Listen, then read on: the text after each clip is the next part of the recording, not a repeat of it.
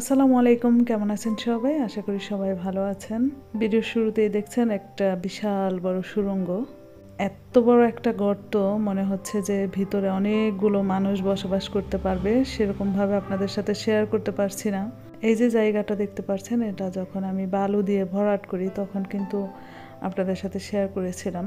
এখানে যতগুলো কলা গাছ দেখতে পাচ্ছেন এগুলো রোপণ করাও আপনাদের সাথে শেয়ার করেছি। এই জায়গাটায় আসতে আমার বাসায় থেকে 1 মিনিট সময় লাগে, তারপরেও এখানে আসা হয় না। রাস্তার পাশে যেহেতু, এখানে এসে কাজ করা আমার কাছে কেমন যেন আনইজি ফিল হয়। মানে খোলামেলা জায়গাতে আমি তেমন একটা কাজ করতে পারি না। আমার বাড়ির ছাদে গাছপালা রোপণ করি, আমার কাছে ভালোই লাগে। সেখানে কেউ দেখে না, আমার মতো আমি কাজ করি। কিন্তু এই খোলা জায়গাটায় কাজ করতে আমার ভীষণ খারাপ লাগে। এই যে কলা গাছগুলো দেখছেন, এগুলো প্রায় 1 বছরের উপরে হয়ে গেছে আমি রোপণ করছি, কিন্তু সেরকমভাবে বড় হয় নাই। আসলে বালুর ভিতরে তেমন কোনো গাছ হয় না, আর আমি যদি সেরকম পরিচর্যা করতে পারতাম এখানে এসে, তাহলে হয়তো কিছুটা হতো। আমি যখন এই জায়গাটা ভরাট করি তখন অনেক রকম চিন্তা ভাবনা ছিল।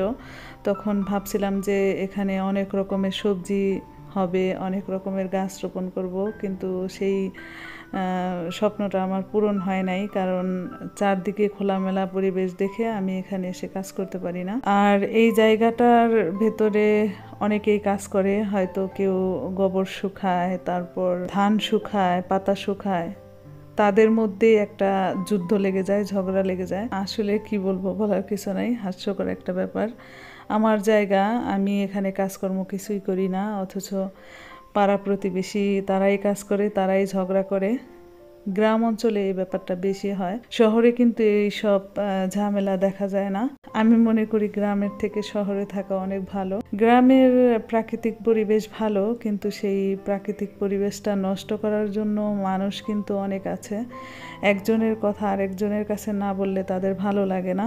প্রতিদিন ঝগড়া দেখতে হয়, ঝগড়ার সম্মুখীন হতে হয়। আমি যেহেতু বাসার ভেতর থেকে বের হই না, সেই পরিস্থিতিতে আমি তেমন একটা পড়ি না।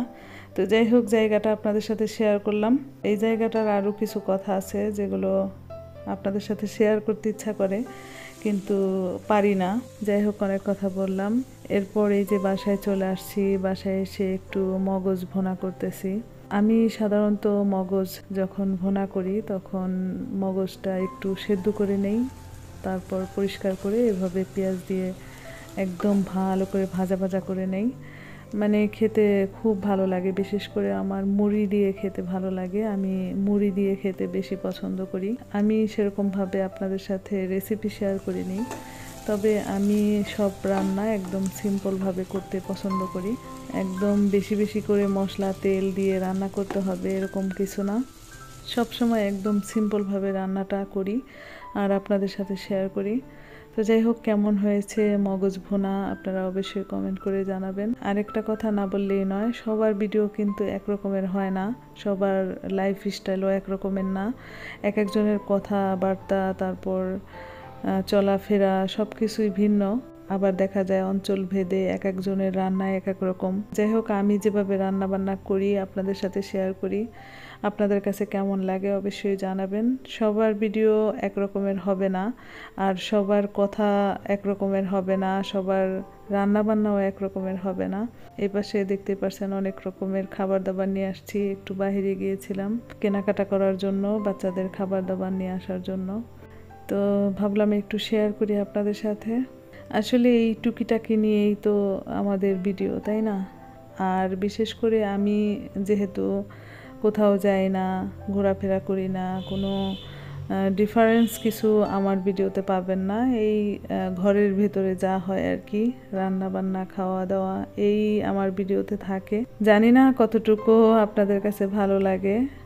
আর এখন ভিডিওর কথা আর কি বলবো, ভিডিও এডিট করা, ভিডিও আপলোড করা পর্যন্ত অনেক পরিশ্রম করতে হয়, অনেক কষ্ট করতে হয়। সব আপুর মুখেই এই কথাগুলো শুনি।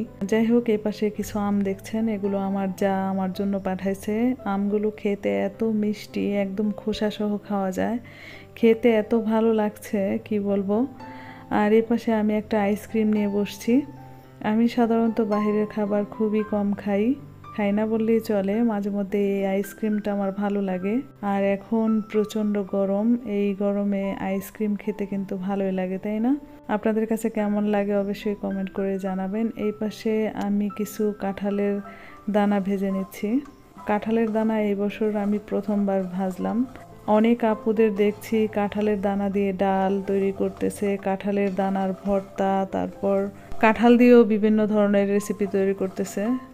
কেউ কেক তৈরি করতেছে, কেউ আমসত্ত্ব তৈরি করতেছে। তো যাই হোক, কাঁঠালের দানা খেতে কিন্তু আমার ভীষণ ভালো লাগে। আজকের ভিডিওটা খুবই ছোট ছিল, যারা ভিডিওর এই পর্যন্ত ছিলেন তাদেরকে অসংখ্য ধন্যবাদ। আর ভিডিওর এই পর্যন্ত এসেও যারা একটা লাইক করেননি তারা একটা লাইক করে দেবেন। আজকের মতো এই পর্যন্তই। আপনারা সবাই ভালো থাকবেন, সুস্থ থাকবেন, নিরাপদে থাকবেন। আল্লাহ হাফেজ।